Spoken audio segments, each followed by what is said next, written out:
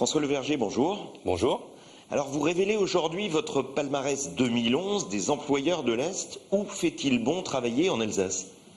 Alors, d'abord, quelques mots sur le palmarès employeur. C'est un palmarès qui est dans sa deuxième année et qui est né finalement d'un constat qui est que sur le marché, il existait des palmarès qui permettaient de mesurer la satisfaction des salariés d'une entreprise au sein de cette entreprise. Et Région Job a souhaité donner un autre éclairage l'an passé aux entreprises, qui était finalement de mesurer l'image que les entreprises pouvaient dégager sur le monde extérieur. L'image, simplement, on considérait qu'elle procure une attractivité plus ou moins grande pour ces entreprises et donc une capacité plus ou moins grande à recruter des talents. Alors on a décliné ce palmarès sur l'ensemble des régions et aujourd'hui effectivement nous remettons les prix aux lauréats de la région Est et donc Alsace. Aujourd'hui on a 3 entreprises qui sont sur le podium, qui sont Hager Electro pour la 3e place, la SNCF pour la 2e place et le groupe FIV Nordon qui arrive donc comme étant l'employeur 2011 pour la région Est. Alors à cette période de crise où la plupart des gens sont déjà bien contents d'avoir un emploi, c'est pas un peu incongru de demander aux candidats de dire où est-ce qu'ils aimeraient travailler? Non, au contraire, je pense que l'attractivité aujourd'hui d'une entreprise est vraiment un facteur clé. On est vraiment sur l'image employeur, donc sur l'image que le marché des candidats. Ce qui est important, c'est que cette étude qui a été menée auprès de à peu près 9000 candidats au global, au niveau national, cette étude a été menée et les gens qui ont répondu à cette étude sont principalement des gens qui ne travaillent pas dans ces entreprises. Donc c'est vraiment l'image que dégage une entreprise sur le marché extérieur. Et donc même si le marché est un peu tendu, et encore plus si le marché est tendu, il est important pour une entreprise de développer cette image pour pouvoir recruter.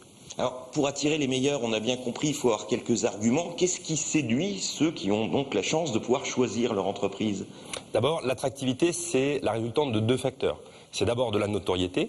Donc le premier facteur, c'est qu'il faut être connu dans une région ou au niveau national pour pouvoir attirer des talents. Et ensuite, effectivement, c'est l'image, donc la perception que vont avoir les candidats. Alors, on retrouve sur le podium de la région Est des entreprises qui sont reconnues soit pour une stabilité de l'emploi, donc c'est d'autant plus important en période de crise, notamment sur la SNCF, mais également le côté développement des compétences. Donc je rentre dans une entreprise, j'ai l'image de cette entreprise comme pouvant m'offrir une carrière et pouvant m'offrir des possibilités pour développer mes propres compétences. Et enfin un côté innovateur, là on parle du groupe FIV Nordon, donc qui est reconnu, FIV Nordon étant dans le monde de la tuyauterie pour les centrales nucléaires, donc un monde assez pointu et qui est reconnu pour développer des solutions innovantes. Alors le salaire n'est pas tout dans l'attractivité d'une entreprise, il y a l'ambiance, les conditions de travail. Qu'est-ce qui joue encore et est-ce que c'est pas de temps en temps de la poudre aux yeux? Parce que ça se travaille la réputation d'une entreprise aujourd'hui, l'irréputation, il y a un marketing de l'image de l'entreprise.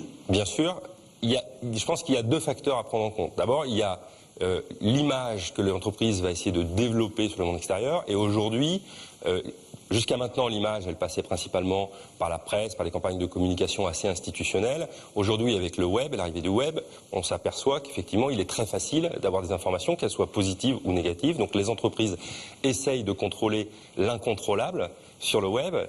Donc on a vu la naissance d'un certain nombre de fonctions dans les entreprises qui vont alimenter plutôt positivement, mais surtout faire preuve de transparence. Aujourd'hui, on a des entreprises qui sont sur les podiums, qui sont des grands groupes, mais qui sont finalement des entreprises qui ont autour de 1000 salariés, à part pour la SNCF, mais autour de 1000 salariés pour les autres. Et on se rend compte qu'elles sont quand même en concurrence avec de très grands groupes nationaux. Donc je pense que c'est pas forcément de la poudre aux yeux, simplement quelque part une action vérité, c'est la nécessité pour les entreprises de communiquer sur ses propres valeurs, à la fois en interne, donc de développer les valeurs de cette propre entreprise, et puis les révéler en externe et appuyer très fortement. François Leverger, merci. Merci à vous.